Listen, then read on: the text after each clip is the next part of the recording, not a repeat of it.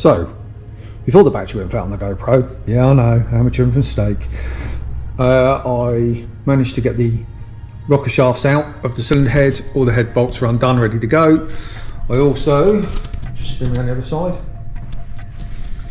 took out the alternator and the starter motor.